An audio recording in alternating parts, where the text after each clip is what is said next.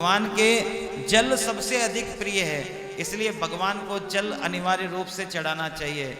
जो व्यक्ति एक लोटा अपने घर से जल भरकर भगवान महादेव को चढ़ाता है, उसके पितृ कभी भी उसे कष्ट नहीं देते, कभी कष्ट नहीं देते। इसलिए पितरों की शांति, विवाह का ना होना, रोजगार का ना मिलना, शिक्षा पूर्ण होने के बाद भी रोजगार नहीं है, शिक्षा का ना होना, माता पिता भाई बंधु आपस में झगड़ा होना, बार बार गाड़ी का एक्सीडेंट होना, पारिवारिक विवाद होना, संपत्ति विवाद होना, ये सभी मूल कारण है। मंगल कार्य घर में ना होना, ये सभी मूल कारण है पितृदोष के। जिनके घर में इन कार्यों में बाधाएं उत्पन्न होती है, उसका मूल कारण पितृदोष होता है। इसलिए अपने पितृ को शांत करना चाहिए, और पितृ को शांत करने का सबसे बढ़िया तरीका है कि अपने घर के पिरंडे, अब आपके घर में पिरंडे होंगे नहीं, सबसे बड़ी बात तो ये, घर का पिरंडा जो होता है, हाँ बहुत धन्यवाद है आपको, जिनके घर में पिरंडा है वह पितरों का, देवताओं का स्थान होता है। पिरंडे में अगर आपके घर में फ्रिज है तो आप उसका उपयोग करो, लेकिन पिरंडे में कम से कम एक मटकी या एक घड़ा जरूर रखो, क्योंकि जब स्थान ही नहीं होगा तो देवता कहाँ होंगे। पितरों का परम स्थान है पिरंडा। आप पिरंडे से जल लेकर भगवान शिव को समर्पित करो, पितृ तृप्त होते हैं इससे। दक्षिण दिशा में भगवान विष्णु के आगे दीपक जलाओ, दीपक का मुख दक्षिण दिशा में करो, इससे पितृ प्रसन्न होते हैं। सुबह गौ माता को, फिर कौवे को, और फिर तीसरी रोटी कुत्ते को, इन तीनों को रोटी देने से हमारे पितृ तृप्त होते हैं, हमारे पूर्वज।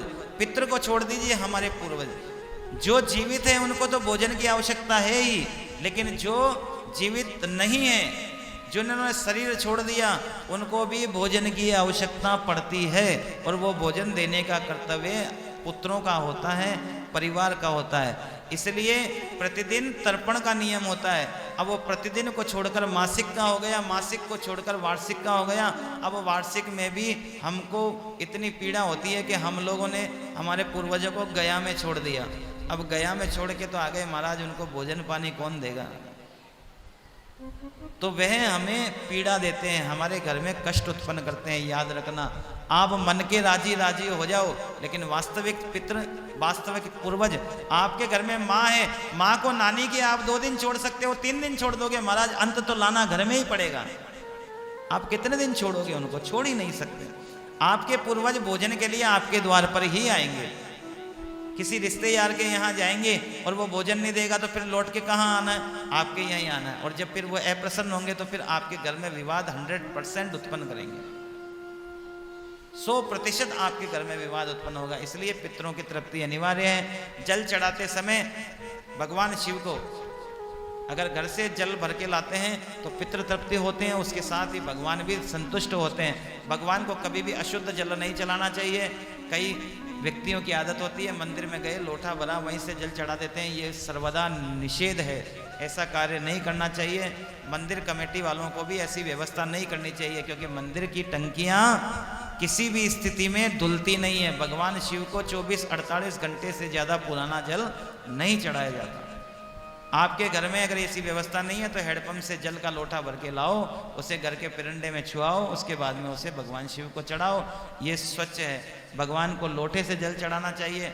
लोटा आप तांबे का लें, कांसे का लें, और ज़्यादा धनवान है तो भैया चांदी का लें।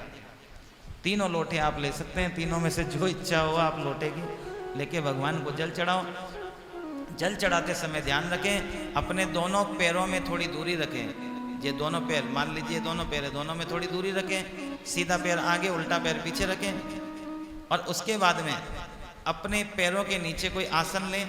आसन लेके दोनों हाथों से लोटा पकड़कर मुख से नमः शिवाय और चित्त में भगवान का ध्यान करते हुए भगवान को जलाभिषेक करना चाहिए।